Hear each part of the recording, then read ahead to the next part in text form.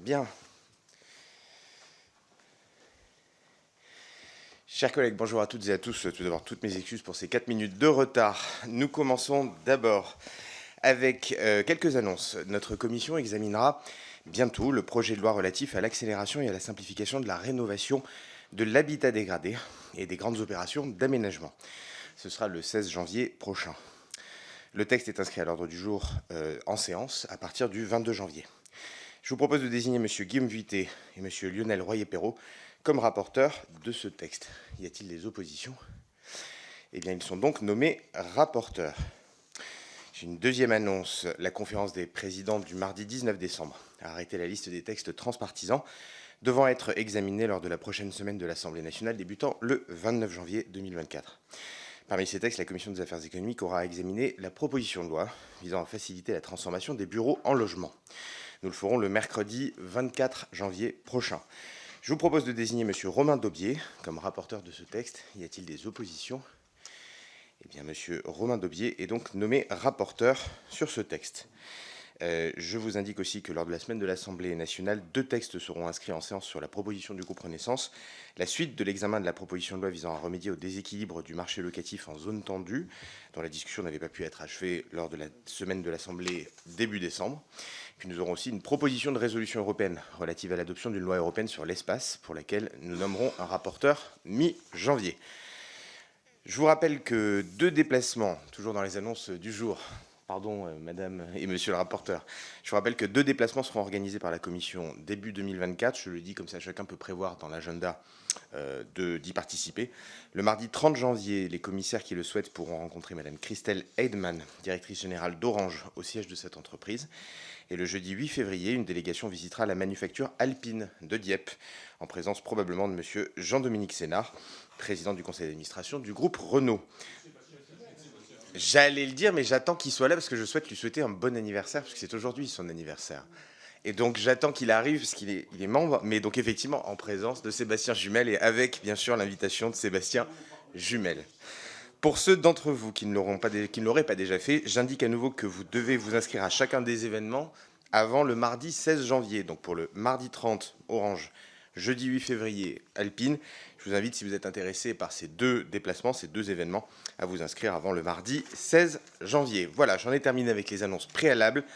C'est bientôt la belle nuit de Noël et il est temps que notre commission regarde et lève les yeux vers le ciel, non pour y découvrir les reines, les lutins ou le Père Noël, mais pour étudier un univers de lanceurs, de satellites, de constellations et même de déchets spatiaux. Un univers à la recherche scientifique, où la recherche scientifique peut transcender les égoïsmes nationaux, où l'humanité poursuit la quête de ses origines et tente de déceler les fragments de son futur, mais aussi un monde de confrontation entre grandes puissances, entre pays industrialisés et pays émergents, et parfois même entre États membres de l'Union européenne. Une galaxie où se côtoient organismes publics et entreprises privées, tantôt pour collaborer, tantôt pour se concurrencer. À ce grand rien d'où naît le grand tout, la Commission des affaires économiques ne s'est probablement pas suffisamment intéressée ces dernières années. Hormis des visites tous les 2 ans auprès d'industriels du secteur spatial à l'occasion du Salon du Bourget et la désignation tous les 5 ans, en principe, du président du Centre national d'études spatiales, nous abordons assez rarement ces questions et les importants enjeux économiques qui lui sont liés. C'est pourquoi le bureau de notre commission a souhaité mettre en place une mission d'information relative à l'avenir de l'industrie spatiale européenne. Cette mission a été confiée à Cécile Riac, par ailleurs coprésidente du groupe d'études aéronautiques et espace, qui a rejoint notre commission pour cette occasion, et à Aurélien Lopez-Ligori. Je signale que Cécile Riac a fait adopter la semaine dernière par la Commission des affaires européennes une proposition de résolution européenne relative à l'adoption d'une loi européenne sur l'espace, texte qui sera inscrit à l'ordre du jour de la semaine de l'Assemblée nationale de fin janvier 2024 à la demande du groupe Renaissance. Madame, monsieur le rapporteur, vous avez la parole. Merci, Monsieur le Président. Avant tout, cher Guillaume, je tenais vraiment à remercier cette commission de m'accueillir en son sein, et particulièrement les commissaires de Renaissance et Anaïg Lemeur en particulier. Je tiens également à remercier nos administrateurs ici présents, ainsi que mes collaborateurs, particulièrement Jean et Antoine. Donc, les remerciements étant faits, mes chers collègues, au risque de vous surprendre, ce rapport ne touche pas uniquement à l'avenir de l'industrie spatiale. Il apporte également des éléments sur l'avenir du numérique. des télécoms, de la surveillance, de la lutte contre le réchauffement climatique, et j'en passe. Et pour cause. Le secteur spatial, notamment grâce aux applications qui en découlent, a déjà un impact direct sur plus de 10% de l'économie de l'Union européenne. À titre d'exemple, les 2 seuls programmes Galileo et Copernicus ont généré des revenus mondiaux estimés à plus de 200 milliards d'euros en 2021 et devraient atteindre près de 500 milliards d'euros au cours de la prochaine décennie. Vous l'aurez compris, le spatial, s'il peut nous paraître lointain, a un impact direct, concret et important sur nos sociétés. Ainsi, au quotidien, un citoyen français utilise chaque jour 47 satellites. À la lecture de ce rapport, vous aurez également noté les enjeux de souveraineté importants qui découlent du spatial. Ce secteur est en effet par nature profondément dual, avec des enjeux tant civils que militaires. Cette multitude d'enjeux se traduit, dans les faits, par une certaine division des politiques spatiales entre les principaux ministères concernés, la recherche, l'économie et la défense. Contrairement à d'autres puissances spatiales qui disposent d'une stratégie nationale clairement définie et la fixation d'objectifs et de priorités claires, en France, la vision stratégique du secteur spatial est formalisée dans plusieurs documents distincts. Il s'agit notamment du contrat d'objectifs et de performance du CNES, de la stratégie spatiale de défense élaborée en 2019 et du volet spatial du plan France 2030. Par ailleurs, certaines collectivités locales, comme la région Occitanie, ont également mis en place une stratégie à leur échelle. Bien que la Direction générale des entreprises assure aujourd'hui le rôle de chef de file de la politique spatiale française, en s'appuyant sur une concertation avec l'industrie, avec le CoSpace, il ressort de nos travaux un manque de visibilité et de clarté. Nous appelons donc à définir rapidement une stratégie nationale reposant sur des priorités et objectifs clairement définis afin de parer au double risque d'éparpillement des ressources et de manque de lisibilité. Cette stratégie globale devra impliquer à la fois les champs de la recherche, de l'économie et de la défense pour créer des synergies entre les acteurs sur des feuilles de route technologiques répondant aux priorités nationales. Pour ce faire, nous proposons la création d'un Conseil national de l'espace dont le rôle serait de coordonner les travaux d'élaboration de cette stratégie nationale et de veiller à sa mise en œuvre. En effet, nous estimons que la multiplication des acteurs dans le domaine du spatial nuit à l'efficacité et à l'incarnation d'une politique spatiale cohérente pour la filière. Nous estimons que la création de cet organe permanent et regroupant les acteurs de la recherche, de l'économie, de la défense est nécessaire pour créer de telles synergies. Il permettra également d'élaborer des feuilles de route communes répondant à ces priorités. Et il pourrait s'appuyer largement sur l'expertise de la société civile. Si les modalités précises d'organisation ne sont pas détaillées dans ce rapport, il apparaît primordial de s'appuyer fortement sur les organismes publics existants en premier lieu sur notre agence nationale qu'est le CNES. Aussi, dans la lignée des annonces du Président, nous appelons à renforcer les prérogatives et l'expertise des organismes nationaux de recherche en matière de stratégie et de programmation. Nous attirons toutefois votre attention sur l'absolue nécessité de maintenir un haut degré d'expertise technique et scientifique au sein de ces agences. Je l'ai mentionné précédemment, une partie de la politique spatiale française repose sur le plan France 2030. Pour rappel, le volet spatial de ce plan, doté de 1,5 milliard d'euros, avait 2 objectifs principaux.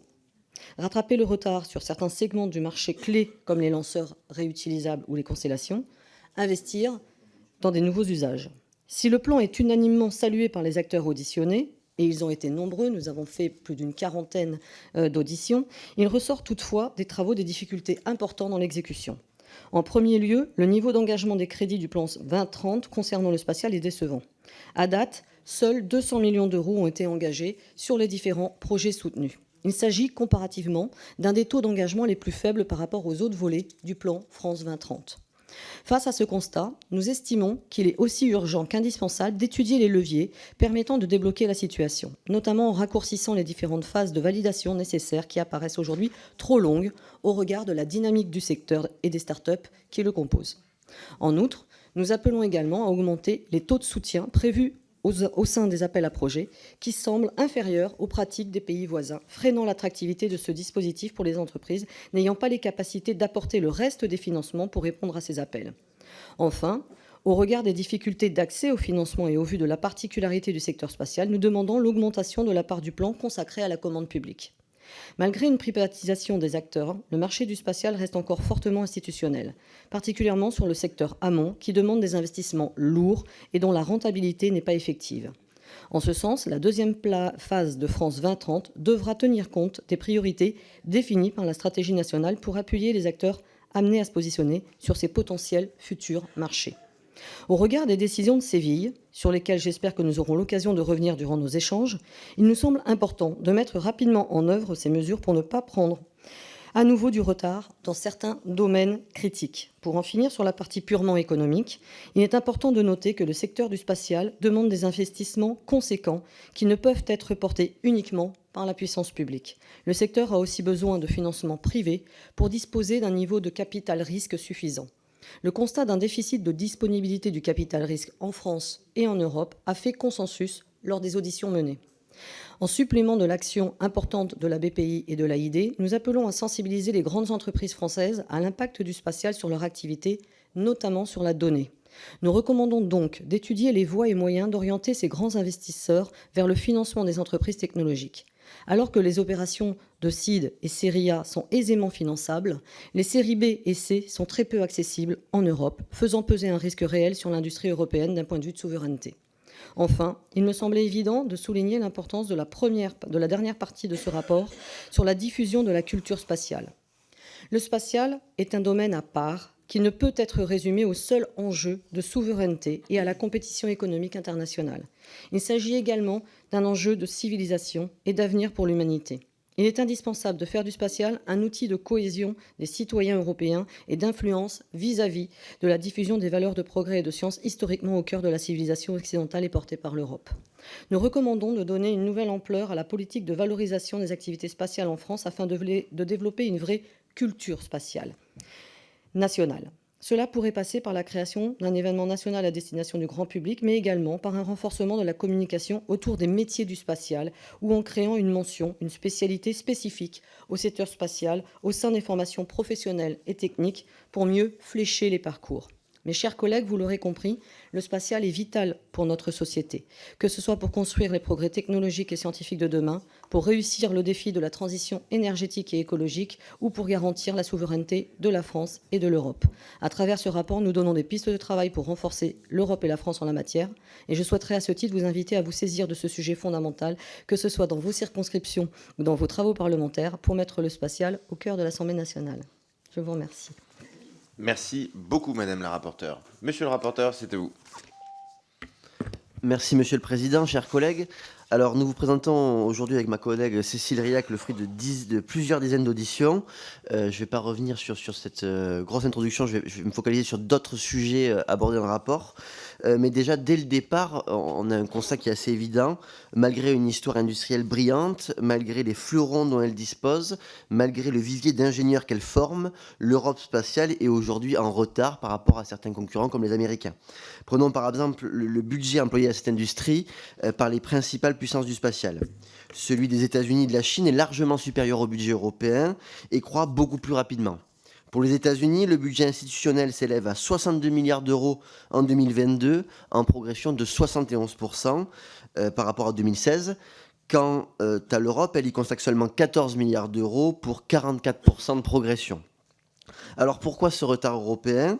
Les raisons sont multiples, mais Mme Briac en parlait, le manque de planification, de stratégie nationale est l'une des racines. Nous ne planifions pas ou peu. Nous n'avons pas de vision sur le long terme. Les champs prioritaires où nous devons nous positionner ne sont pas clairement définis, ce qui peut nuire à notre écosystème. Dans ce contexte de concurrence féroce, nous devons reprendre la main sur notre politique spatiale et sur notre souveraineté. Si la France et l'Europe prennent encore plus de retard à terme, elles pourraient être distancées. Comment donc revenir dans la course ? Je vais aborder 3 éléments qui sont dans le rapport. Premièrement, nous devons soutenir et protéger nos entreprises françaises et européennes.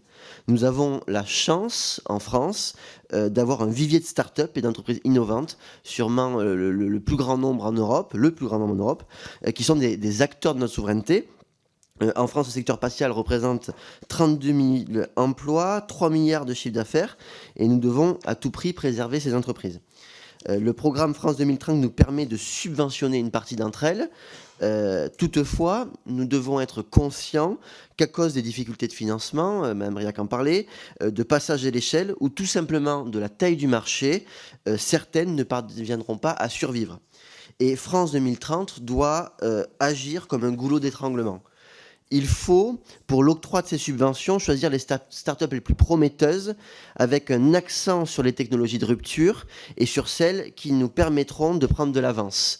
On ne peut pas éparpiller, comme on a commencé à le faire, nos subventions.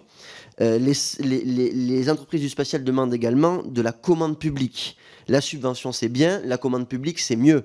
La France doit intensifier son recours à ce levier qui permettra de soutenir notre écosystème industriel.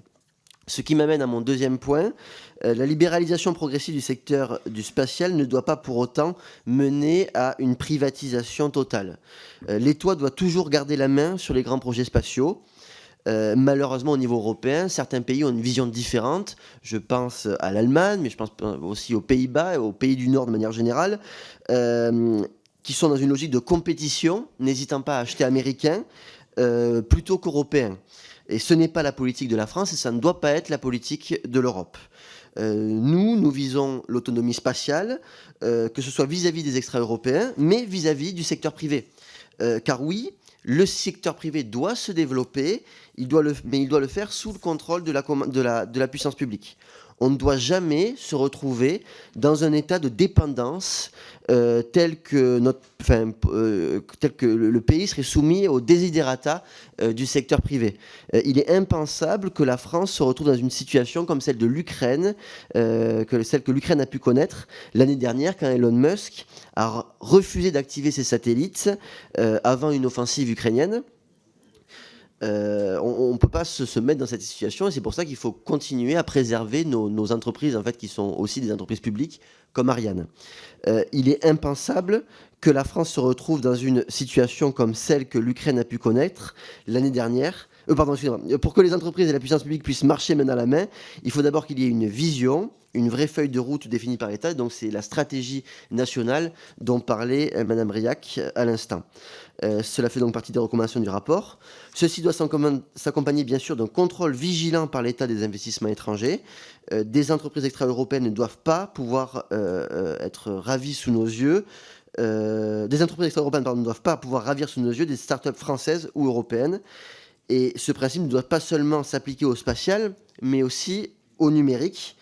Le numérique est une technologie duale, profondément liée au domaine spatial.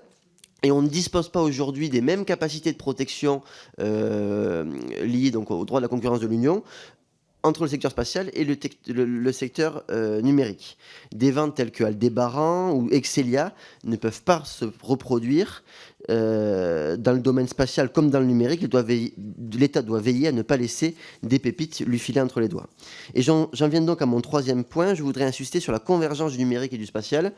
L'Europe développe des dizaines de projets spatiaux. Pour ne citer que Copernicus ou encore Iris Carré, vont générer des données précieuses. Qui a accès aux données de Copernicus obtient une avance stratégique, scientifique, économique certaine. C'est pourquoi nous devons nous assurer que seuls les Européens, dans une temporalité définie, puissent avoir accès à cet avantage compétitif que l'accès à ces données. L'Europe investit dans ces programmes, les Européens doivent en bénéficier en premier lieu. Il doit exister une véritable priorité européenne à l'accès à ces données. Quant aux données obtenues avec Iris Carré, nous demandons qu'elles soient conservées dans un cloud souverain afin de nous protéger des risques d'ingérence étrangère. La France ne doit pas accepter que la Commission ait recours à Amazon, Microsoft ou Google. Aujourd'hui, il y a un cloud européen qui est en train d'être créé au niveau de la Commission. Des entreprises comme Amazon et Google sont dans la course. On ne peut pas accepter ça dans le développement d'Iris Carré. Mais nous ne devons pas seulement être souverains sur les données, c'est toute la chaîne de valeur du spatial et du numérique qui est concernée par cette exigence, ce qui inclut le hardware, mais aussi toutes les pièces nécessaires à la construction d'un lanceur ou d'un satellite. On ne peut supporter que certaines règles extraterritoriales, comme les règlements ITAR des États-Unis, remettent en cause notre souveraineté. Pour rappel, ITAR s'applique aux composants américains, présents notamment dans le secteur spatial, et contribue à retarder, voire à empêcher certaines exportations. C'est un véritable frein à une politique européenne spatiale, libre et indépendante. Nous avons besoin d'une filière autonome de composants électroniques, et c'est ce que nous proposons dans l'une des recommandations de ce rapport. Pour conclure, la France et l'Europe peuvent et doivent rester des puissances majeures du spatial. Nous avons le savoir-faire, des industriels, des cerveaux de la recherche. Il faut maintenant de la volonté, de la planification, il faut de la commande publique et il faut un soutien clair de l'État. Cela passe par tout ce que nous avons énuméré à travers ce rapport, mais aussi et surtout par un accroissement du budget. 14 milliards pour l'Europe, ce n'est pas suffisant. Nous devons doubler, tripler, quadrupler d'ici les 20 prochaines années si nous voulons rester dans la course. Merci. Merci beaucoup, monsieur le rapporteur. Je vous propose de passer aux orateurs de groupe. Nous commençons avec le groupe Renaissance et c'est Bertrand Boix qui porte la parole du groupe.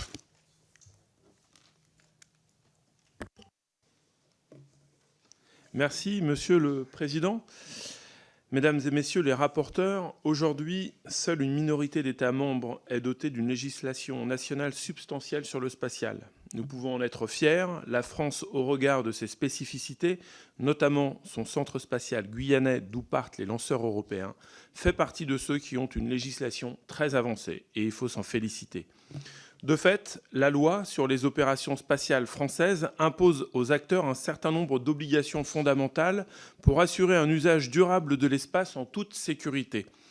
Toutefois, les acteurs extra-européens, ne lançant pas leurs satellites depuis la France, ne sont pas soumis à cette réglementation. Aussi, il apparaît nécessaire pour l'Union européenne de se doter d'une loi garantissant la protection des acteurs européens sur son marché intérieur. Dans ce rapport, mesdames et messieurs les rapporteurs, vous appelez donc à l'élaboration d'une telle loi, ce que saluent les députés Renaissance qui ont voté la proposition de résolution européenne relative à l'adoption d'une loi européenne sur l'espace que vous avez présentée en commission des affaires européennes la semaine dernière. Aussi, mesdames et messieurs les rapporteurs, pouvez-vous nous préciser plus généralement quels seraient les grands objectifs et avancées d'une telle loi? Je vous remercie. Merci beaucoup. Madame la rapporteure. Merci, Monsieur le Président. Oui, c'est moi qui vais répondre, étant l'auteur de cette PPRE. Donc, je vous remercie, Monsieur Boix, de m'interroger, bien évidemment, sur ce sujet. Comme vous le rappelez, en effet, le rapport fait plusieurs préconisations allant vers la création d'une réglementation européenne sur le spatial. Pour être brève et concise, puisque nous aurons l'occasion donc de débattre, Monsieur le Président, vous l'avez rappelé, puisque ce texte sera inscrit à l'ordre du jour de notre Assemblée, normalement, donc courant janvier, si je vous ai bien écouté. Donc, cette future réglementation européenne, je vais revenir sur 3 points. Le premier point, il me semble fondamental, touche à la question de la durabilité de notre utilisation de l'espace. Il faut savoir que l'augmentation croissante des débris et des satellites en orbite conduit dans certaines couches de l'espace à une saturation des orbites. Limiter cette pollution est donc devenu primordial et nécessite une adoption de règles à l'échelle de l'Union sur la fin de vie des satellites. Le deuxième point fait directement écho aux risques qui découlent de cette saturation de l'espace. Il faut savoir que les infrastructures spatiales européennes telles que Galileo et Copernicus pourraient être à terme menacées. Et donc, il est primordial pour les pays européens de se doter de moyens capacitaires pour assurer une surveillance de leurs intérêts, de nos intérêts. Et enfin, un troisième point qui est la protection des acteurs européens, car cette législation s'appliquerait aux fournisseurs issus de pays tiers opérant en Europe. Alors que ceux-ci échappent aujourd'hui parfois aux règles visant à prévenir la formation de débris spatiaux et favoriser l'exploitation durable de l'espace édictées à l'échelle nationale. Enfin, elle permettrait à l'Union de peser à l'échelle internationale pour négocier un accord mondial sur ces problématiques qui ne s'arrêtent plus aux frontières de l'Europe. J'espère avoir été suffisamment claire. Merci beaucoup, Madame la rapporteure. Monsieur le rapporteur, vous avez quelques secondes, allez-y. Un tout petit mot pour dire que, alors, nous soutenons dans le rapport, il y a une petite partie où en fait on a une micro-divergence, mais toute petite. C'était oui à une space law, sauf que dans ma recommandation, c'est dans un esprit de coopération volontaire entre États et en garantissant la souveraineté française. Donc c'est pour ça qu'on s'était abstenu d'ailleurs en commission des affaires européennes sur cette proposition de résolution. Mme Briac m'a assuré que c'était bien le cas de cette résolution, donc on va revoir peut-être notre position en séance. Merci beaucoup. Pour le groupe Rassemblement National, c'est Madame Florence Goulet qui porte la parole. Merci, Monsieur le Président, Madame et Monsieur les rapporteurs, chers collègues. Issu d'un accord intergouvernemental qui ne doit rien à l'Union européenne, le programme spatial européen Ariane a garanti à partir de 1973 l'indépendance de la France et de l'Europe vis-à-vis des autres grandes puissances pour le lancement des satellites. Mieux encore, le lancement Ariane 5, entré en service en 1996, a conquis la moitié du marché mondial jusqu'à son dernier vol en juillet dernier. Malheureusement, un élan stoppé par l'arrivée de la nouvelle concurrence américaine avec les lanceurs à prix cassé de SpaceX, par l'évolution de la demande, avec moins de satellites géostationnaires, et par les retards techniques et industriels accumulés par le futur lanceur Ariane 6, qui devait effectuer son premier vol en 2020 et ainsi assurer un tuilage avec Ariane 5. Il n'aura lieu, dans le meilleur des cas, qu'en 2024. Cet échec est aussi celui de François Hollande, décidé de ne pas financer les lanceurs réutilisables ni la modernisation d'Ariane 5. L'Agence spatiale européenne connaît des tensions et l'Allemagne veut faire cavalier seul en menant son propre développement de mini-lanceurs. Une fois de plus, la France n'a rien vu venir, voire a permis cet état de fait. Car si l'Allemagne dénonce aujourd'hui les lourdeurs et les surcoûts du programme européen, c'est bien la règle du retour géographique affectant une activité industrielle équivalent à la contribution financière de chaque État, quelle que soit sa compétence, qui lui a permis d'acquérir des technologies jusqu'à vouloir devenir autonome. Le rapport appelle à la remise en cause de cette règle. Il serait temps. Que va devenir la préférence européenne incarnée depuis 1973 par Ariane si l'accord du 7 novembre à Séville confirme le principe d'une nouvelle tranche de financement public pour Ariane 6, c'est en fait la France qui assumera la moitié de ce coût. En contrepartie, l'ouverture à la concurrence dès 2025 pour les petits lanceurs et à partir de 2028 pour le marché des gros lanceurs amène à poser clairement l'hypothèse d'un marché de dupes.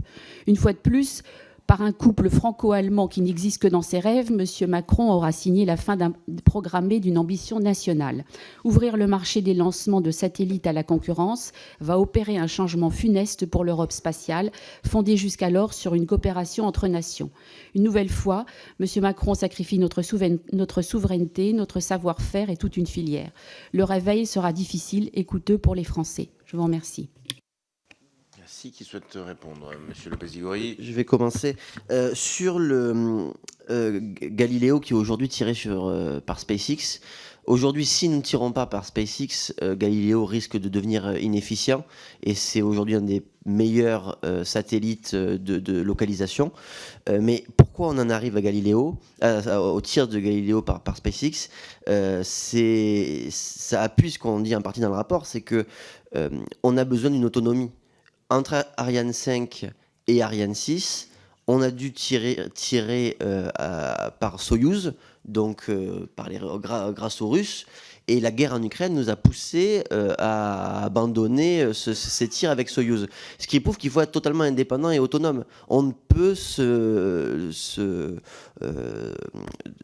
laisser dans les mains d'une puissance étrangère dans le spatial. Ça, c'est la première des choses. Sur la question des lanceurs, aujourd'hui, donc il y a depuis Séville, donc les accords de Séville, il y a l'ouverture à la concurrence sur les micro-lanceurs et les lanceurs moyens. Ariane 6 sur les lanceurs lourds, on reste sur les programmes de l'ESA, donc avec le retour géographique.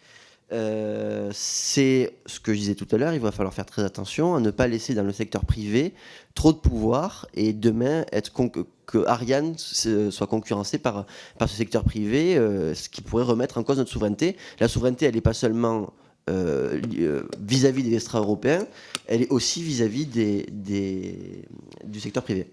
Merci. Il y avait une réaction, Madame la rapporteure, quelques secondes. Allez-y. Quelques secondes, simplement pour vous rappeler que il me semble quand même que vous êtes des fervents défenseurs de l'ESA et que le fonctionnement de l'ESA, c'est le retour géographique. Et c'est d'ailleurs pour cela que la Commission européenne se saisit des sujets du spatial au travers de l'ESPA, parce que la puissance, la décision politique, à certains moments, doit aussi être importante pour pouvoir prendre le pas sur certaines structures un petit peu technocratiques qui, aujourd'hui, en effet, nous empêchent d'avoir une agilité. Et je voudrais revenir, attention, sur ce que vous avez dit. Notre président a été un fervent défenseur, justement, de la coopération européenne dans le domaine spatial. Si l'Allemagne, l'Italie ont voulu prendre leur envol sur ce domaine-là, les négociations ont été très âpres à Séville et le CNES et l'ESA sont vraiment les architectes de cet accord qui nous permet de pouvoir continuer dans un esprit de coopération. Et c'est ce que mon collègue Aurélien Lopez-Igourie disait tout à l'heure, c'était son inquiétude. Oui, Nous voulons continuer à coopérer. Maintenant, il y a une décision qui fait qu'il y a une compétition qui est mise en œuvre et nous verrons dans les prochaines années ce que cela va donner. Merci beaucoup. Pour le groupe La France Insoumise, j'ai M. Bastien Lachaud qui porte la parole de son groupe. C'est à vous. Merci Monsieur le Président, Madame, Monsieur le rapporteur, collègues. Je souhaiterais tout d'abord saluer l'excellent travail des co-rapporteurs, notamment Madame Rilhac, dont je connais l'engagement sur le sujet par ailleurs, sur le sujet de l'industrie spatiale qui est, je pense, trop peu abordé dans nos débats alors que nous sommes une grande nation spatiale. Ou tout du moins, nous le sommes encore. Mais, et c'est là que mon analyse peut diverger de celle des rapporteurs, je crains que notre pays soit en grand danger de déclassement alors que la France est aujourd'hui un acteur de premier plan. Nous y sommes arrivés par la planification étatique et la coopération sur le temps long, pas par une logique de rentabilité court-termiste. Avec 20 fois moins de crédits que les États-Unis, l'Europe tient un rôle de premier plan.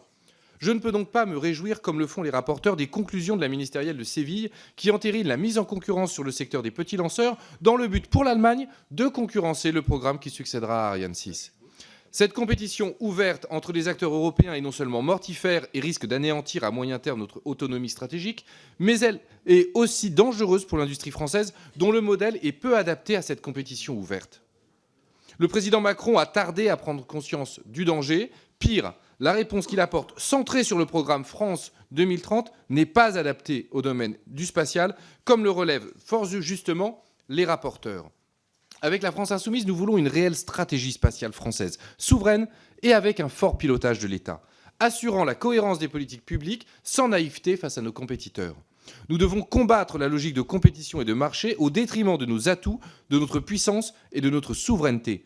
Il faut revenir sur la privatisation d'Ariane qui n'est plus publique, monsieur le rapporteur, qui n'est plus publique mais qui est financée par de l'argent public, notamment par la ministérielle de Séville.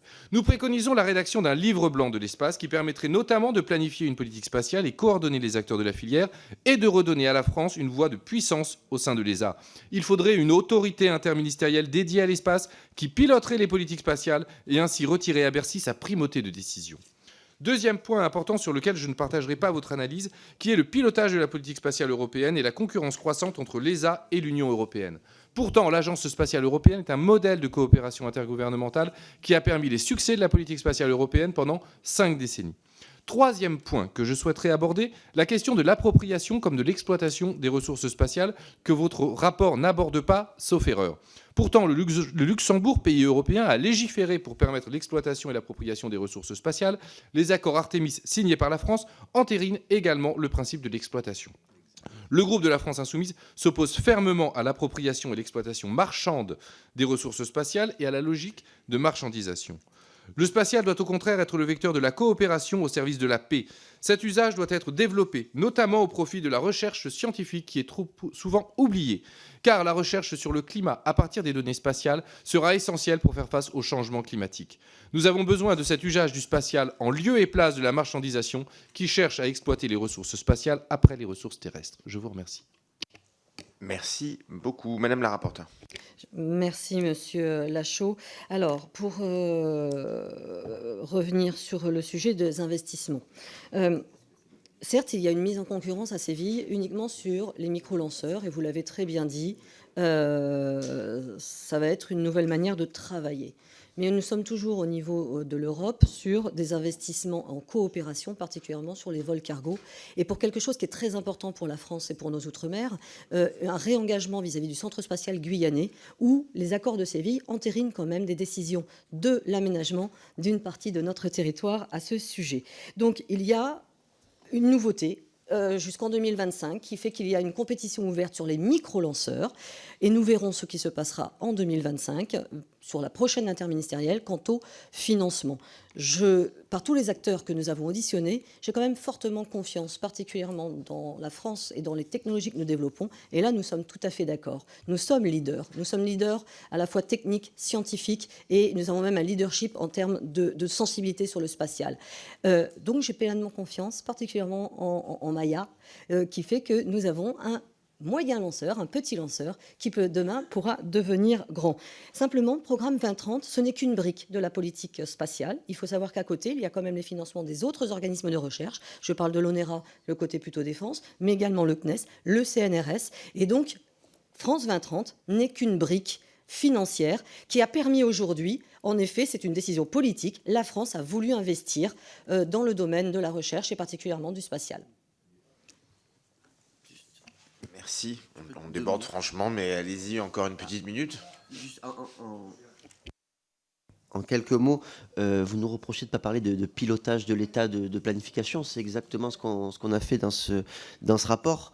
On explique qu'il n'y a pas assez de planification, qu'il manque d'une stratégie nationale, que la logique américaine d'Elon Musk, qui a été mise en place par le gouvernement américain avec SpaceX, de concurrence entre les acteurs n'est pas forcément la bonne. On critique cette logique-là. On critique la privatisation excessive et on propose un conseil national sous l'autorité du Premier ministre, interministériel, donc sur les sujets spatiaux. Donc on répond à toutes les questions que vous avez posées. Merci beaucoup. Je vous propose de passer au groupe Les Républicains et c'est Virginie Duby-Muller qui porte la parole de son groupe.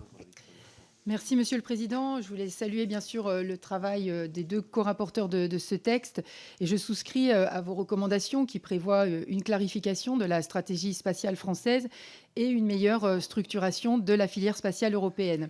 Je souhaite intervenir sur le CNES, Centre national d'études spatiales, qui est l'agence chargée d'élaborer et de proposer au gouvernement le programme spatial français et puis de le mettre en œuvre. Et il faut souligner que cet établissement public est d'abord né grâce à la volonté d'un homme, le général de Gaulle.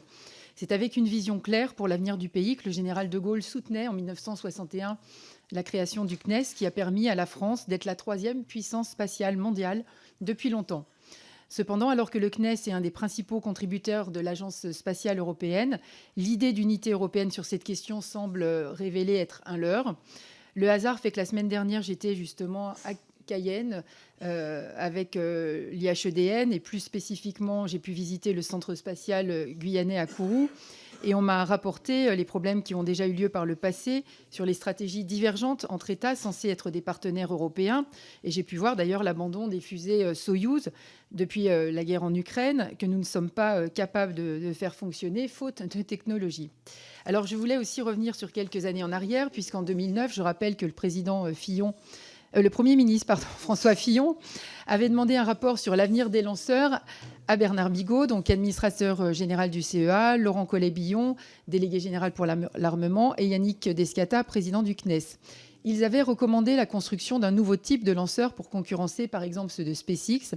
Et finalement, cela a été déjà dit, c'est le président Hollande qui s'est couché devant les Allemands et Mme Merkel, qui privilégiait une évolution d'Ariane 5 plutôt que la construction de nouveaux lanceurs. Ceci n'a pas favorisé la prise de risque technologique.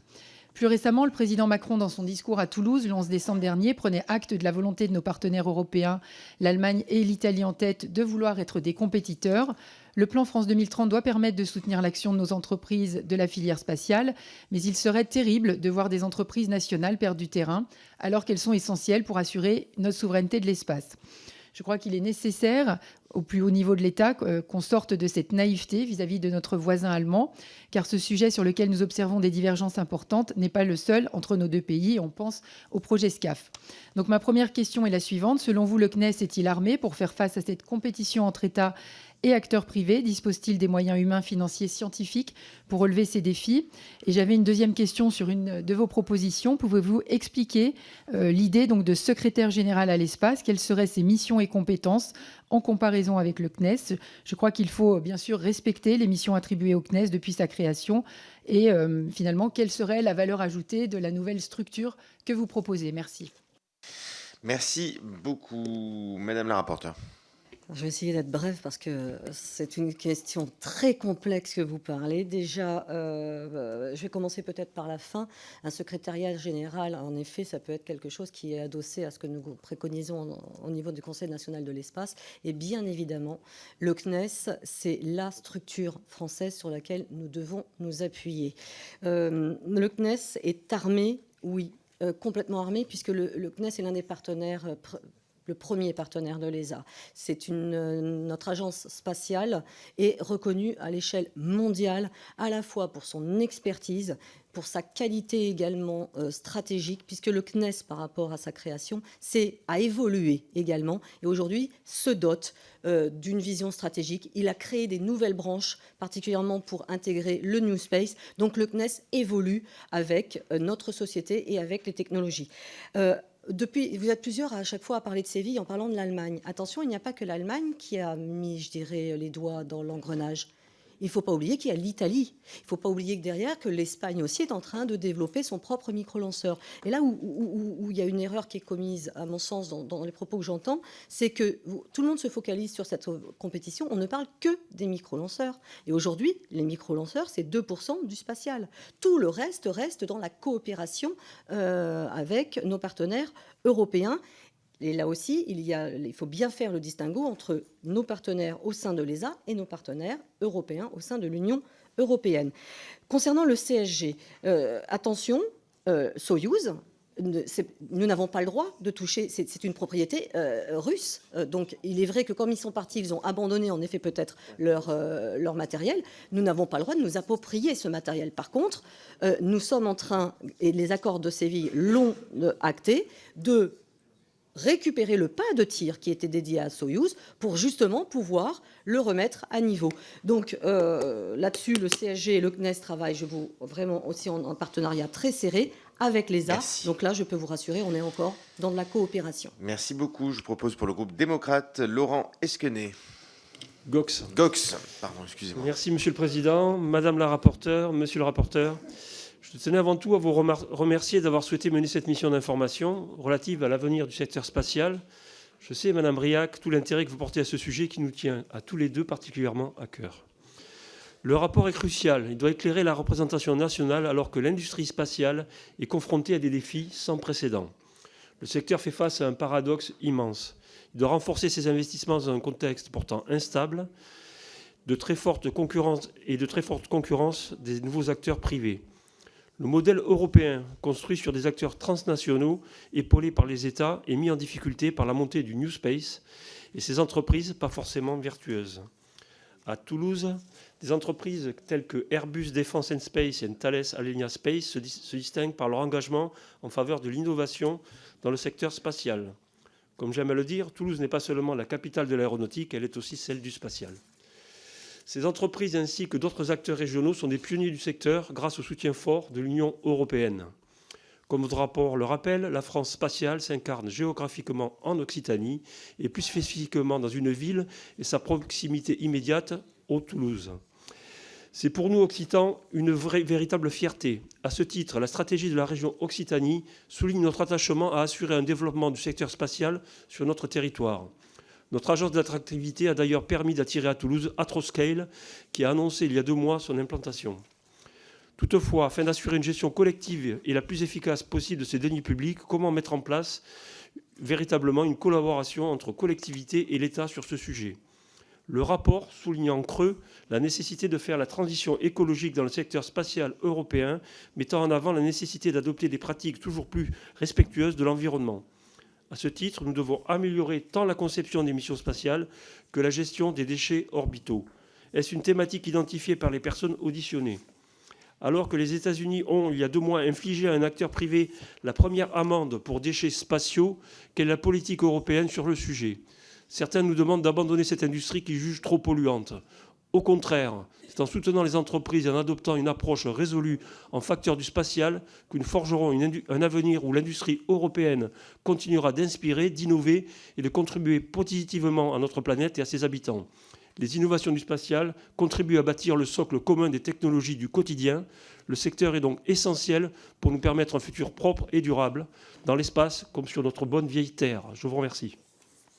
Merci beaucoup. Qui souhaite prendre ? Monsieur Lopez-Ligori. Merci, Monsieur le Président. Je vais commencer sur la question des collectivités. Alors, c'est vrai qu'il y a un manque de coordination aujourd'hui, et on le voit pas seulement entre l'État et les collectivités, mais même entre les collectivités entre elles. Quand on voit que la métropole de Toulouse fait du développement économique, avec de la planification du territoire, qui n'est pas forcément accordée avec les politiques de la région, qui ne sont elles-mêmes pas forcément accordées avec la France, avec la politique de la France, puisqu'il n'y a pas de réelle stratégie de planification aujourd'hui, c'est ce qu'on met en avant dans ce rapport. Donc déjà, s'il y avait une planification au niveau de l'État, s'il y avait une réelle stratégie, elle pourrait découler sur les territoires et peut-être que s'il y avait ce Conseil national de l'espace dont on parlait, avec tous les acteurs autour de la table, et donc les collectivités aussi, ça se fait au niveau du co-space, mais ça, au niveau interministériel, ce serait encore mieux. Ça, ce serait peut-être une manière qui est plus de coopération. Madame la rapporteure. Merci. Je souhaiterais en effet revenir sur la question environnementale que vous avez posée et rappeler que le spatial est aujourd'hui un outil majeur de la protection de notre environnement. Non seulement il nous permet de mieux lutter contre le réchauffement climatique, mais il nous permet aussi, par des moyens d'observation de la planète, de pouvoir mieux gérer nos eaux, nos forêts et d'avoir également, sur le plan de la météo, une meilleure analyse des mouvements et des flux d'air.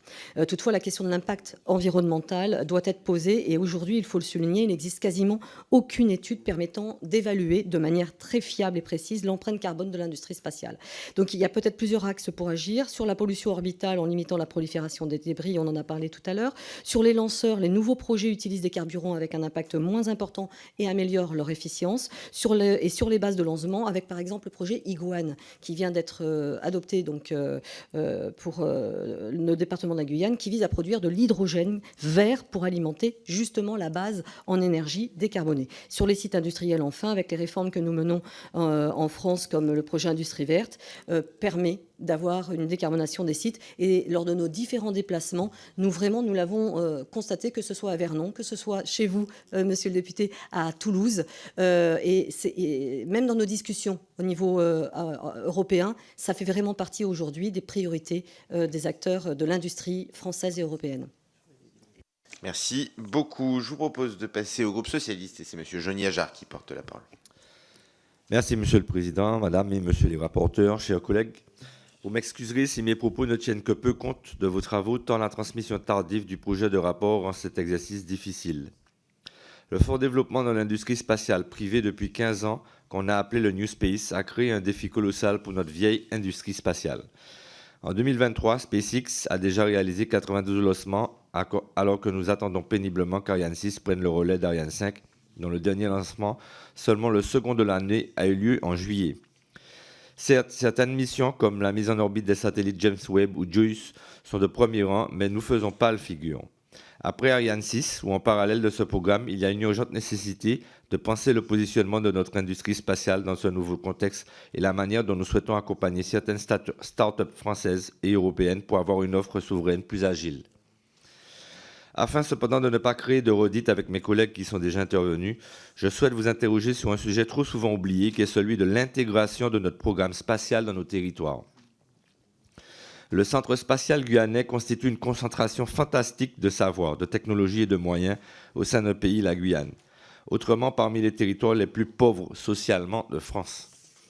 La France, mais plus largement l'Europe, bénéficie d'un site de tir idéal, géostratégique, proche de l'équateur, éloigné des populations. Cette Europe doit ainsi aussi être redevable de ce territoire et contribuer plus largement à son développement, tellement elle tire profit de cette réalité. L'industrie spatiale mobilise des ressources exceptionnelles et doit pouvoir en partager une plus grande partie avec le territoire et leur population. Ce partage territorial de la valeur que nous sommes nombreux ici à défendre doit trouver une traduction concrète au bénéfice des populations locales, de l'aménagement du territoire et du développement endogène, notamment en matière de recherche de pointe. Les projets de développement, notamment socio-économiques ou de transport, ne manquent pas.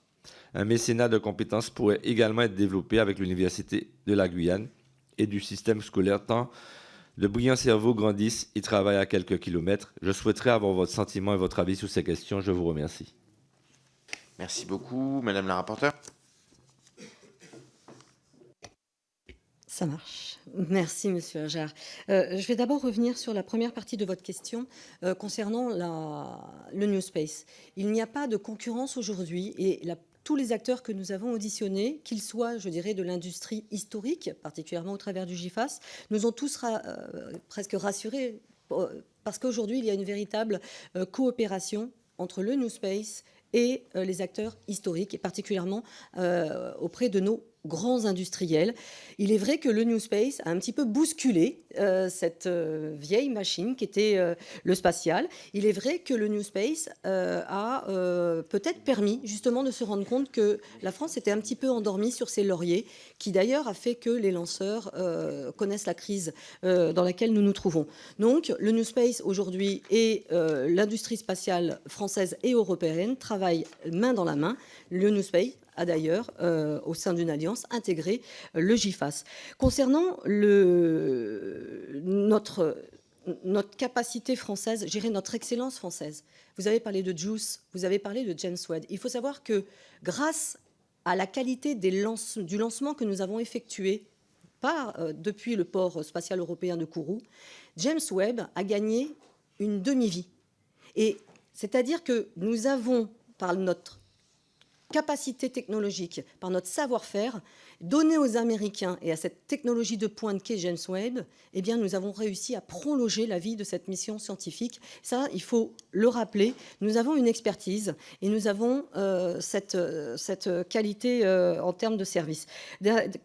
Par rapport au CHG, il y a, je vous rappelle, cette notion de port européen spatial. Et je ne pense pas que c'est ici que nous allons répondre à votre question sur la Guyane, mais en délégation Outre-mer, nous avons une mission qui va porter justement sur l'enseignement supérieur en Outre-mer, et ça fera partie, je pense, de l'un de nos points cruciaux à développer. Allez-y, monsieur Lopez-Igoury. Sur la Guyane, dans le rapport, on a une partie sur le CSG, donc le Centre spatial guyanais. Oui, il y a de l'investissement en Guyane. 15% du produit intérieur brut guyanais, c'est le spatial. 1600 personnes employées directement sur place et 4500 employés salariés induits.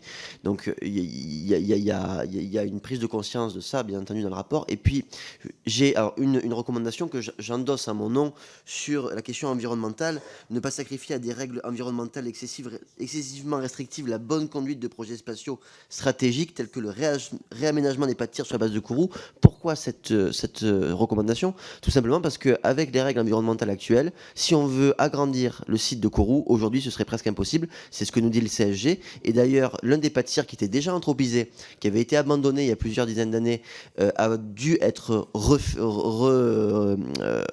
réaménagé. Il y a une petite grenouille qui s'est installée donc sur une zone déjà anthropisée. Ça nous a fait 1 an et demi de retard. On a eu 1 an et demi de retard en plus à cause de cette petite grenouille. Donc il va falloir réfléchir, spatial ou petite grenouille sur le pas de tir déjà anthropisé. C'est une question qu'on doit se poser aujourd'hui. Moi, j'ai ma réponse. Merci beaucoup. Je vous propose de passer à notre dernier orateur de groupe. Il s'agit du président André Chassaigne pour le groupe GDR. Merci, Monsieur le Président, Madame et Monsieur les rapporteurs. On a parlé hier du crépuscule des valeurs humanistes de notre pays. Je parlerai aujourd'hui du grand soir des années 60, qui a représenté le choix d'une politique spatiale de haut niveau, voulue, ça a été dit, par le général de Gaulle et élargie ensuite à l'ensemble de l'Europe. Votre excellent rapport rappelle notamment la fierté pour l'Europe qu'a représenté Ariane, garantissant pendant des décennies un accès autonome de l'Europe à l'espace. En effet, par un accord intergouvernemental établi en 1975 et depuis lors renouvelé et complété, la France a mis le centre spatial guyanais à disposition de l'Agence spatiale européenne et tous les systèmes de lancement, Ariane 1 à 5, désormais Ariane 6, Vega et le pas de tir Soyouz sont opérés depuis le centre spatial guyanais. Je voudrais revenir sur les conséquences de la guerre en Ukraine et la neutralisation du pas de tir qui avait été construit pour le lanceur russe Soyouz. Soyouz, je le rappelle, avait permis de lancer des missions institutionnelles comme Galileo, Pléiade, les satellites météorologiques METOP et le satellite français d'observation militaire CSO-1. Est-ce que ce pas de tir est toujours utilisable, voire utilisé, après le retrait des Russes? Deuxième question, a-t-on chiffré les conséquences de cette situation? Et troisième question, où en sont les activités d'exploitation nécessaires au maintien en conditions opérationnelles de la base et notamment de ce pas de tir, qui faisait l'objet de contrats pluriannuels avec des fournisseurs européens implantés en Guyane, puisque le choix regrettable de la privatisation a été privilégié par la France et l'Europe plutôt qu'une maîtrise publique. Merci beaucoup. Madame la rapporteure. Merci, Monsieur le Président. Merci, Monsieur le Président Chassaigne, pour ces questions. Alors oui, le pas de tir de Soyouz, quelque part, nous l'avons récupéré, bien évidemment.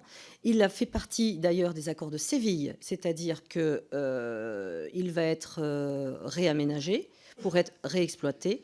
Et normalement, on devrait le réexploiter, d'ailleurs, pour des lanceurs de type, on va dire, micro-lanceurs, voire moyen-lanceurs, comme par exemple Maya. Il faut savoir que France 2030, le plan France 2030, a déjà acté, et là je vais parler d'un autre pas de tir du CSG, qui est le pas historique, qui est du diamant. Le France 2030 réhabilite justement ce pas de tir pour que ce pas de tir soit là à disposition des mini et micro-lanceurs. Donc je tiens à vous rassurer, ce n'est pas parce que l'activité de Soyouz aujourd'hui a été arrêtée par la guerre en Ukraine. Il y a une récupération en effet du pas de tir, une réhabilitation de ce pas de tir, et ce qui fait que d'ailleurs Ariane 5 va être normalement aussi restructuré pour accueillir Vega E, qui devrait arriver. Donc nous avons le nouveau pas de tir pour Ariane 6, récupération de Soyouz qui pourrait servir par exemple pour Maya ou pour d'autres missions, et le pas du diamant. Donc nous avons désormais 4 pas de tir qui sont efficients et qui devraient l'être d'ici les prochaines années. Merci, Monsieur Lopez-Igoury. Sur la question.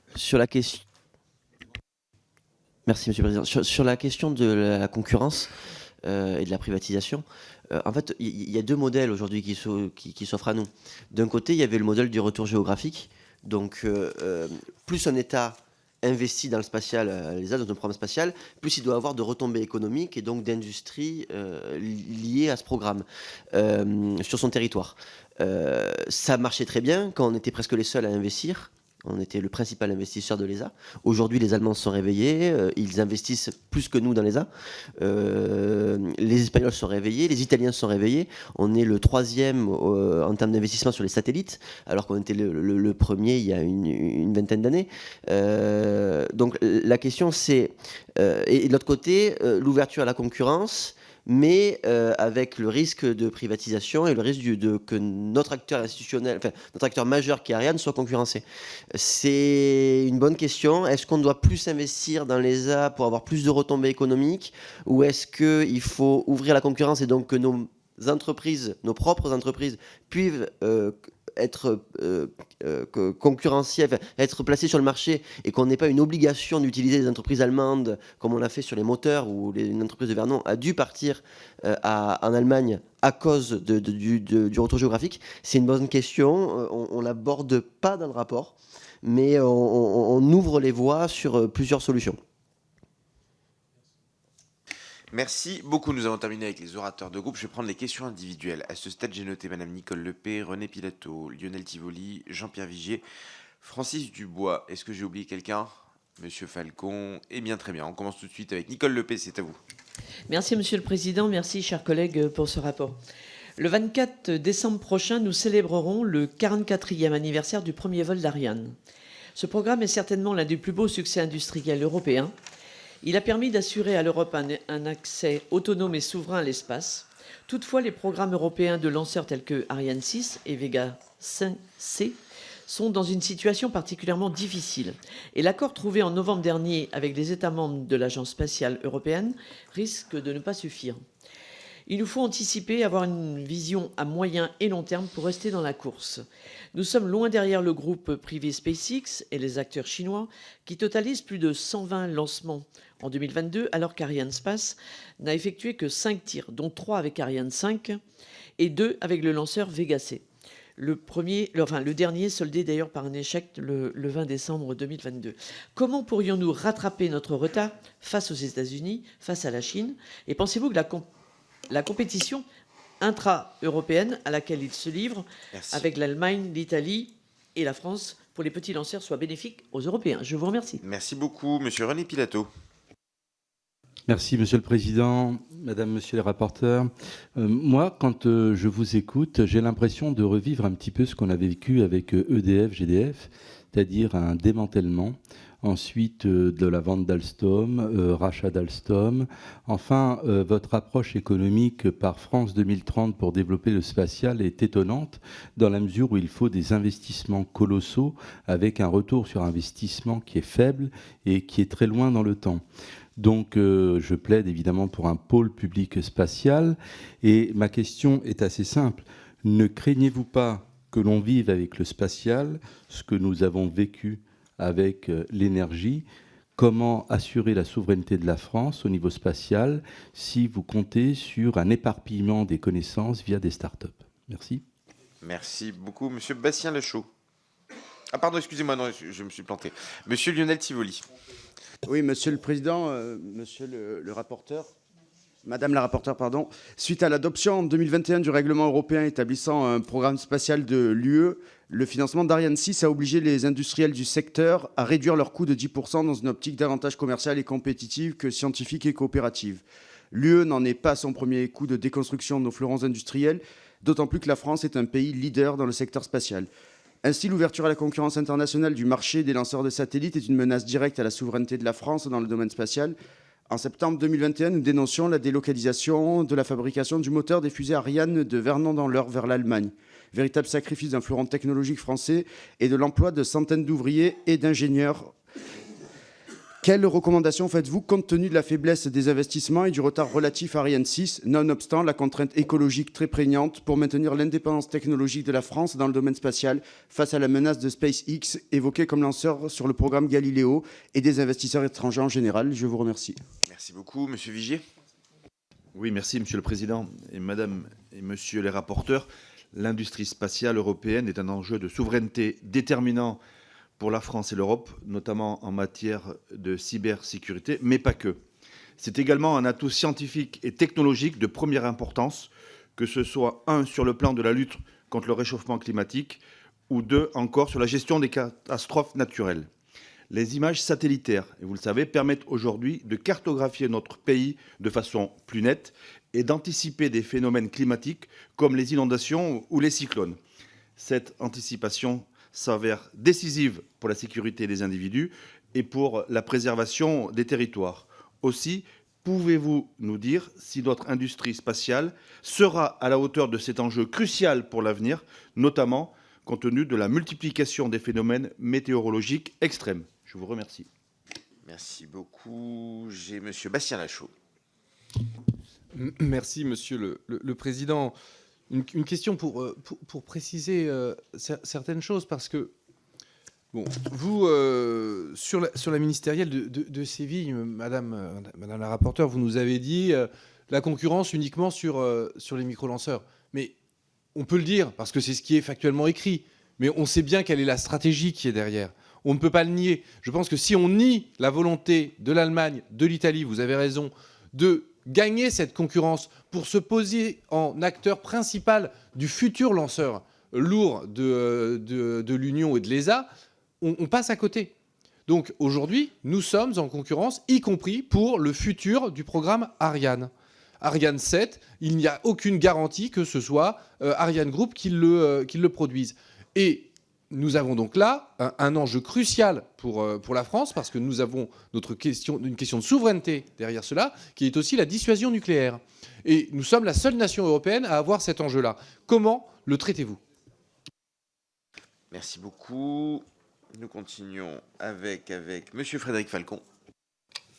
Oui, merci Monsieur le Président, Madame et Monsieur les rapporteurs. J'avais une petite question notamment sur les contraintes d'urbanisme et les contraintes écologiques qui pèsent sur le développement de ces projets. Vous l'avez évoqué brièvement, Monsieur le rapporteur, j'aurais aimé que vous puissiez nous éclairer. Et si le projet de loi Industrie verte qui a été voté il y a quelques mois a quelque peu assoupli ces contraintes qui portent préjudice à la compétitivité de ce secteur. Je vous remercie. Merci beaucoup. J'ai également Monsieur Francis Dubois. Merci Monsieur le Président, mes chers collègues. Réalisant en 2020 près de 45% des ventes de toute l'industrie spatiale européenne, le secteur spatial français est dynamique et représente plus de 17 000 emplois. Néanmoins, il était fortement affecté par la crise. Lors de l'audition de M. Bruno Bonnel, secrétaire général pour l'investissement chargé de déployer le plan France Relance, il nous précise que ce plan ambitieux concerne bien la filière spatiale, puisqu'une enveloppe de 515 millions d'euros lui est consacrée pour 91 projets appuyés avec un double objectif, soutenir les entreprises du secteur spatial impactées par la crise sanitaire et investir dans l'innovation. Alors, je ne vois rien dans votre rapport sur le lien France Relance Industrie spatiale. Pouvez-vous mesurer d'ores et déjà l'impact de ces premiers investissements? L'enveloppe allouée vous paraît-elle suffisante pour atteindre l'objectif? Je vous remercie. Merci beaucoup. Y a-t-il d'autres demandes de prise de parole? Une fois, deux fois, trois fois. Eh bien, Madame, Monsieur le rapporteur, je vous laisse répondre à ces questions et conclure. Madame la rapporteure. Je fais un premier tour de réponse et puis mon collègue Aurélien Lopez-Igori complétera. Concernant toutes les questions donc, sur Ariane, Madame Lepay, il y avait également Monsieur Tivoli. Nous sommes peut-être loin derrière SpaceX aujourd'hui, mais Ariane 6 va en effet décoller normalement dans moins de 6 mois, nous l'espérons tous. Il y a eu un retard et des déboires concernant Vega C. Je pense que ça a permis en effet une prise de conscience de la manière dont étaient organisés et traités les lanceurs européens. Nous avons plusieurs start-up françaises et plusieurs, on va dire, entreprises, puisque je pense à Ariane Space, qui aujourd'hui développe Maya. Nous avons au total 8 projets rien que sur les micro-lanceurs et les lanceurs. Et on oublie souvent aussi de dire que derrière les lanceurs, il y a de la recherche liée au développement des moteurs.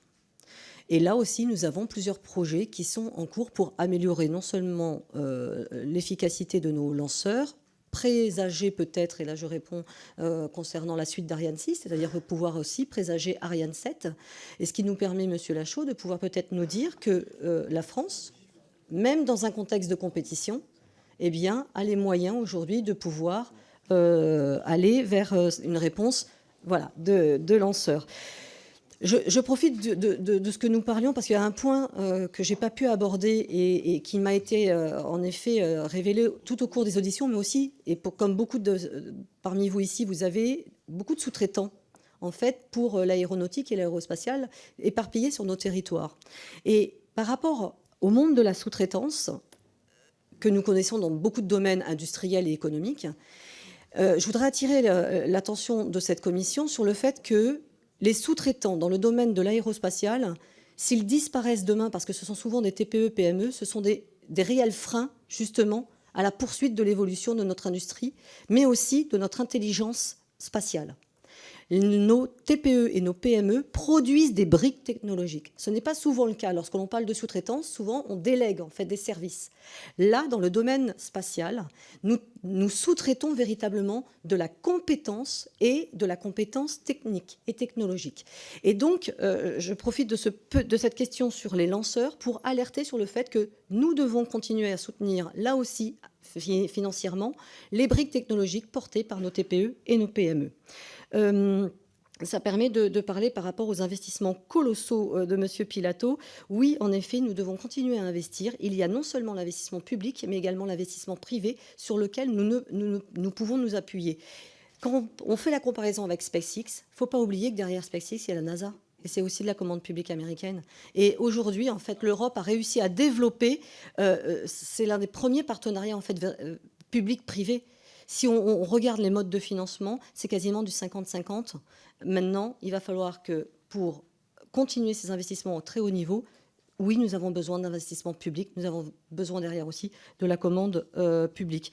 Concernant la question de M. Vigier, et je terminerai, je laisserai la parole à mon collègue, pour tout ce qui est lutte contre le réchauffement climatique, cartographie, oui, notre industrie est à la hauteur. Il faut savoir que la France est leader dans tout ce qui est justement optique, système d'optique, système de laser qui justement est le système d'observation. Là-dessus, il y a maintenant un concurrent qui monte, et c'est un concurrent européen, qui est l'Italie, qui elle aussi se positionne de plus en plus sur le système optique. Là, je rejoins un petit peu en effet Monsieur Lachaud, nous arrivons peut-être dans un milieu compétitif, certes, mais pour avoir vraiment visité beaucoup d'entreprises sur la carte, donc l'observation de la planète, je peux vous assurer que nous sommes leaders et que nous n'en restons pas là. L'arrivée du New Space, là aussi, fait passer à une étape industrielle. Alors, avant, on était peut-être à l'échelon artisanal, c'est-à-dire qu'on développait du matériel pour un satellite. Là, maintenant, ce que nous entendons et ce que j'ai vu sur le terrain, c'est on passe un petit peu à la commande, en effet, sur étagère, c'est-à-dire on passe à une étape d'industrialisation de ces techniques-là. Et c'est peut-être, en effet, bon pour notre tissu économique. Merci beaucoup, monsieur le rapporteur. Merci. Je vais compléter sur la sous-traitance. On a des règles européennes de la concurrence qui aujourd'hui défavorisent le secteur de la sous-traitance. On sait, l'une des recommandations de notre rapport, c'est de modifier ces règles, puisqu'en fait, les TPE et les PME, TPE et ETI sous-traitants du spatial sont souvent en France adossés à des grands groupes de type Ariane ou Thales. Et donc, les règles de la concurrence européenne nous empêchent de leur octroyer des aides d'État. Et c'est pas l'industrie allemande n'est pas structurée de cette manière, l'italienne n'est pas structurée de cette manière, ce qui fait qu'ils arrivent à avoir des aides d'État de l'État italien et de l'État allemand, quand nous ne pouvons pas subventionner donc notre secteur de la sous-traitance. Monsieur Piloto donc parlait du programme France 2030. On est d'accord que ça ne suffit pas, c'est une évidence.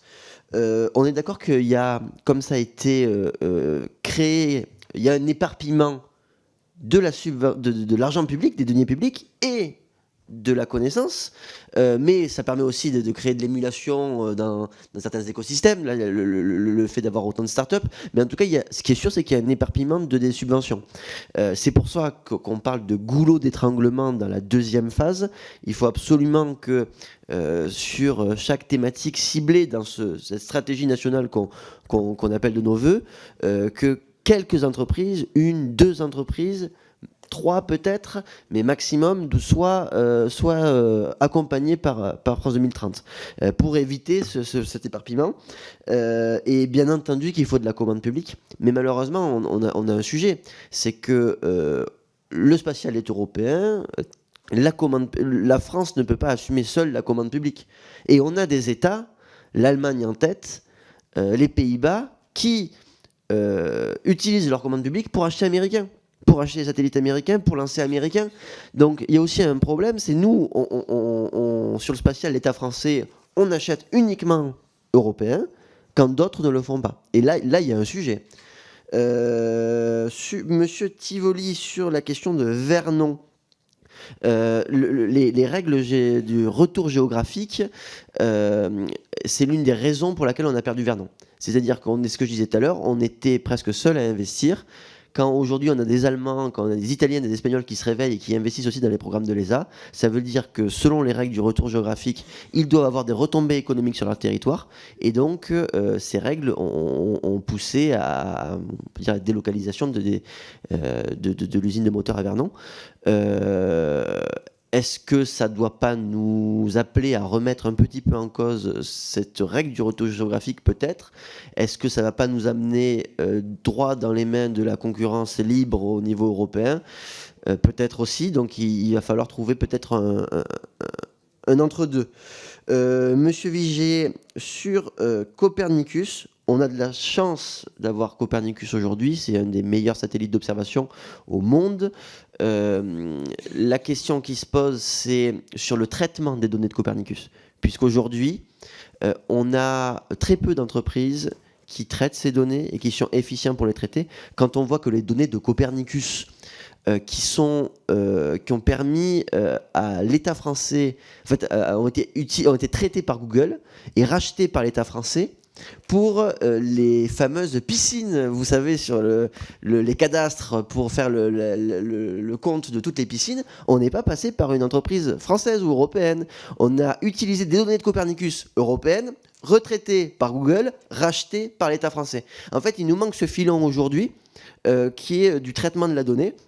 Et ça, c'est avant tout, et c'est ce qu'on demande dans ce rapport, c'est que les données issus de programmes européens soient uniquement utilisés par des acteurs européens dans une temporalité, 6 mois, 1 an, 2 ans, ça c'est quelque chose qu'il faut définir, mais que ce soit uniquement le cas. Monsieur Lachaud, sur les questions de concurrence, aujourd'hui on a un sujet, c'est que oui, on n'est pas sûr d'avoir Ariane 7 qui soit Ariane 7 en fait, on n'est pas sûr qu'Ariane soit l'entreprise qui va développer Ariane 7, enfin le prochain lanceur. Mais le sujet, c'est que sans subvention, sans argent des Européens, sans programme européen, on n'y arrivera pas. Aujourd'hui, 3 milliards, la France investit 3 milliards dans le programme spatial européen. Enfin, dans le spatial en général. Quand l'Europe, c'est 14 milliards. Et quand les Américains, c'est 62 milliards. Ça va être... Il va falloir qu'on se pose la question, est-ce que avoir une offre souveraine de petits lanceurs pour nos propres besoins à côté, adossés à des programmes européens plus complets, est-ce qu'il va falloir se poser une question là-dessus, mais c'est sûr qu'avec... Soit on investit beaucoup plus, et là on parle en dizaines et en dizaines de milliards, soit il va falloir qu'on trouve d'autres solutions, mais c'est sûr qu'avec 3 milliards on ne peut pas continuer comme ça.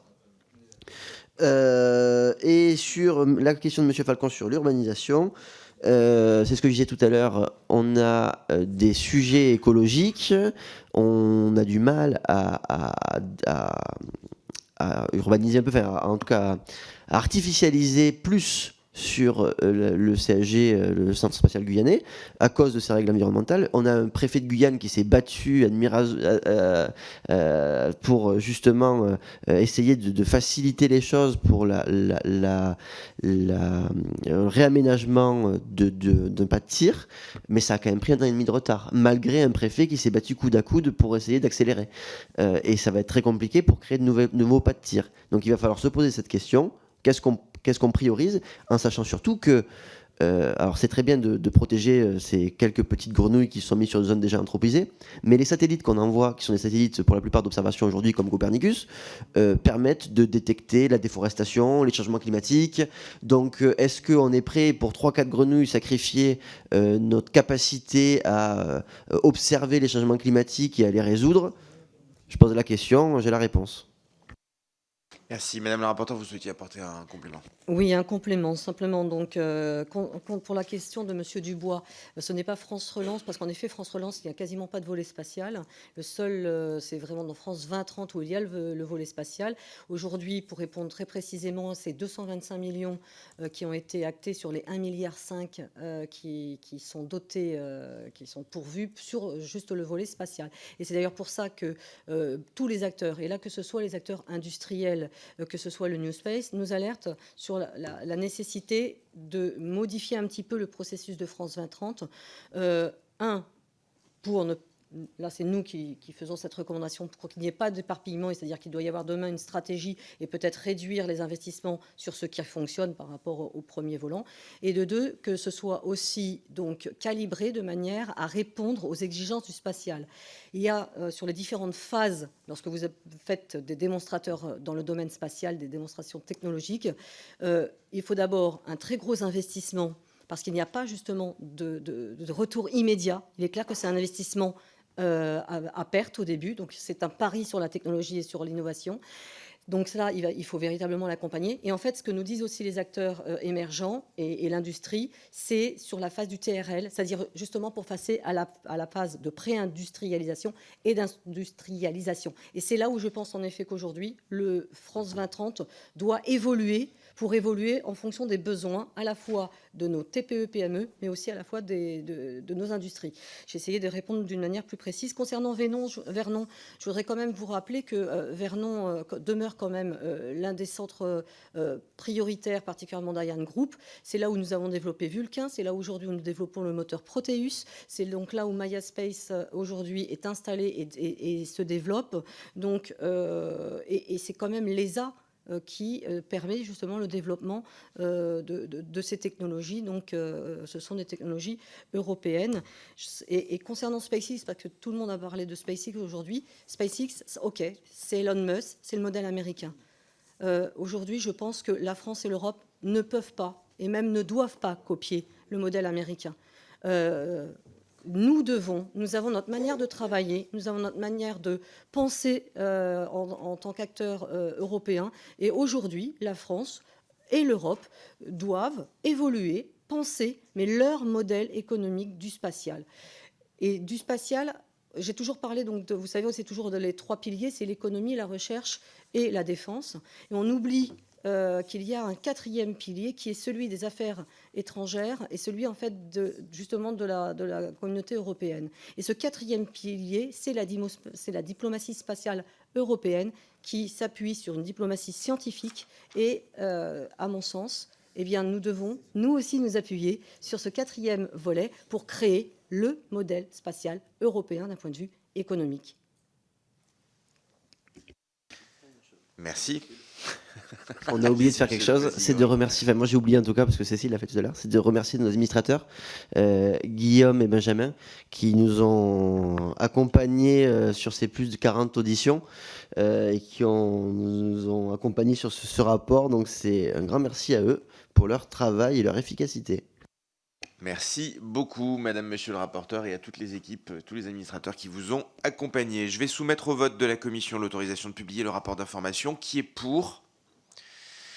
Qui est contre ? Qui s'abstient ? Eh bien, notre commission autorise la publication du rapport d'information. Je vous remercie. Prochaine réunion, ce sera le mardi 16 janvier à 16h30 puis 21h30 sur l'examen du projet de loi relatif à l'accélération et à la simplification de la rénovation de l'habitat dégradé et des grandes opérations d'aménagement. Et chers collègues, je vous souhaite un joyeux Noël et de belles fêtes de fin d'année à 2024. Merci.